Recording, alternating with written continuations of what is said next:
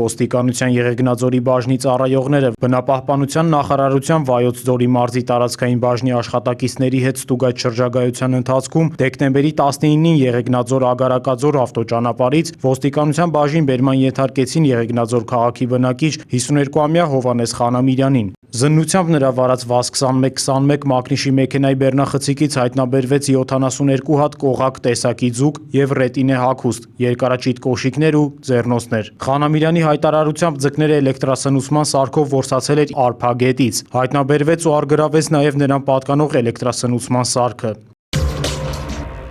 Հաջորդ օրը գիշերվա ժամը 4-ի սահմաններում ոստիկանության Եղեգնաձորի բաժնի ծառայողները օպերատիվ տվյալներն իրացնելիս ապօրինի որսագողության կասկածանքով բերման ենթարկեցին Արարատ քաղաքի բնակիչ Աշոտ Ղազարյանին, Վեդի քաղաքի բնակիչներ Էդգար եւ Արամ Միրզոյաններին ու վերջինիս վարած ՈՒԱԶ մակնիշի ավտոմեքենան։ Խուզարկությամբ մեքենայից հայտնաբերվեցին 2 որսորդական հրացան, փամփուշտներ, վայրի խոզի գլուխ եւ 28 կիլոգրամ միս։ Արամ Միրզոյանի հայտարարությամբ վայրի խոզն առանց համապատասխան թույլտվության որսացել էր նախորդ օրը։ Փաստերի առթիվ նախապատրաստվել են նյութեր։